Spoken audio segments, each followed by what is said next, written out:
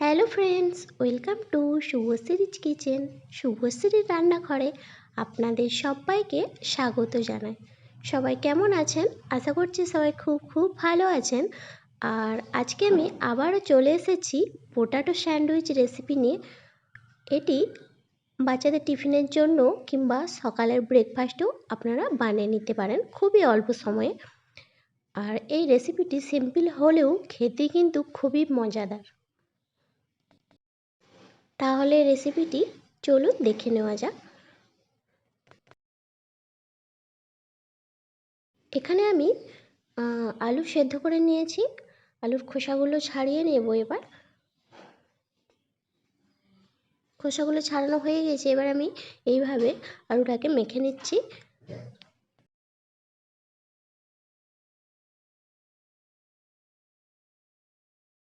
আলুটা মেখে নিয়েছি। এবার এর মধ্যে দিয়ে দিলাম দুটি পেঁয়াজ কুচানো, আর দিয়ে দিলাম কয়েকটি কাঁচা লঙ্কা কুচি আর ধনেপাতা কুচি।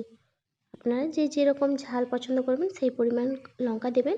আর দিয়ে দিলাম হাফ টেবিল স্পুন লবণ, আর 1 টেবিল স্পুন সর্ষের তেল, আর হাফ টেবিল স্পুন লঙ্কার গুঁড়ো, আর দিলাম হাফ টেবিল স্পুন গরম মশলা গুঁড়ো। দিয়ে সবগুলো আবারও ভালো করে আমি মেখে নিচ্ছি। এবার আমি এখানে ব্রেড নিয়েছি আর নিয়েছি টমেটো সস। দিয়ে প্রথমে কি করব, ব্রেডের ওপরে এইভাবে টমেটো সসটাকে মাখিয়ে নেব ভালো করে।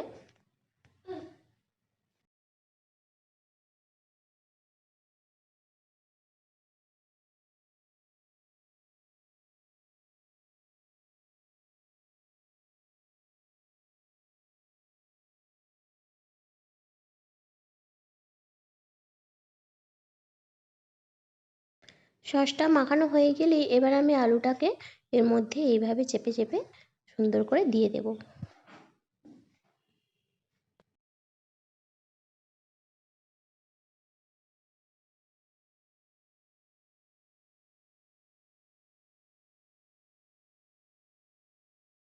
আলুটা দেওয়ার পর ওর উপরে আরেকটা আমি পাউরুটি দিয়ে এইভাবে দুটো একসাথে চেপে দিলাম ভালো করে। আবারও আমি একই প্রসেসে সবগুলো স্যান্ডউইচ বানিয়ে নেব।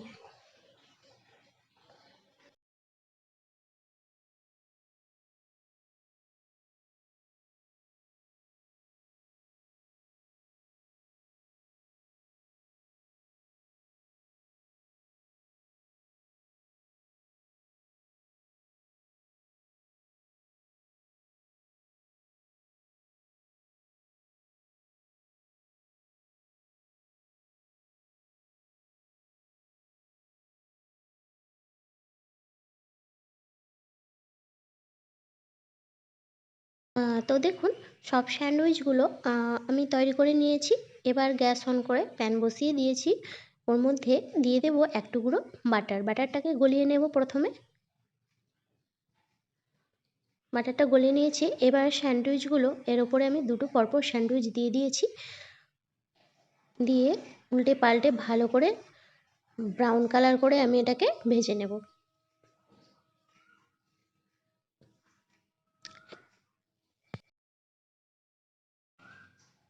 তো দেখুন, এক সাইড হয়ে গিয়েছে, আমি অপর সাইড উল্টে দিয়েছি।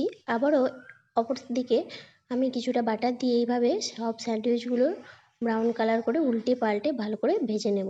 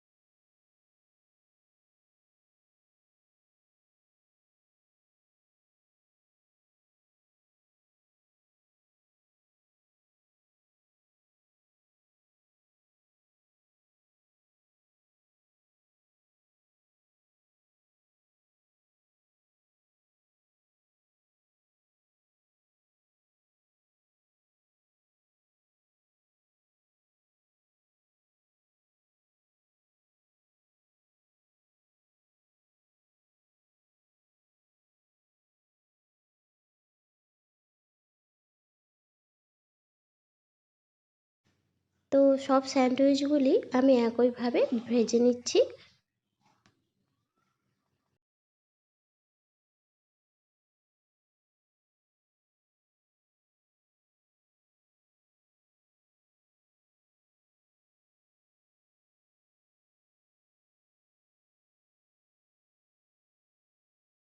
তো আজকে আমার এই পটেটো স্যান্ডউইচের রেসিপিটি আপনাদের কেমন লাগলো অবশ্যই আমাকে লাইক কমেন্ট করে জানাবেন, আর যদি ভালো লেগে থাকে অবশ্যই একটা শেয়ার করবেন। আর আপনারাও এইভাবে একবার ট্রাই করবেন, আশা করছি আপনাদের খুবই ভালো লাগবে। দেখুন আমি সবগুলো তৈরি করে নিয়েছি, এবার আপনার পছন্দ মতো সসের সাথে পরিবেশন করুন। এই রেসিপিটি সিম্পল হলেও খেতে কিন্তু খুবই মজাদার, বাচ্চা থেকে বড় সবাই খুব মজা করে খাবে। আর যারা এখনও আমার চ্যানেলটি সাবস্ক্রাইব করেননি অবশ্যই এখনই সাবস্ক্রাইব করে নেবেন। তো আজকে এই পর্যন্ত, আবার নিয়ে আসবো নতুন কোনো রেসিপি নিয়ে। সবাই ভালো থাকবেন, সুস্থ থাকবেন, ধন্যবাদ।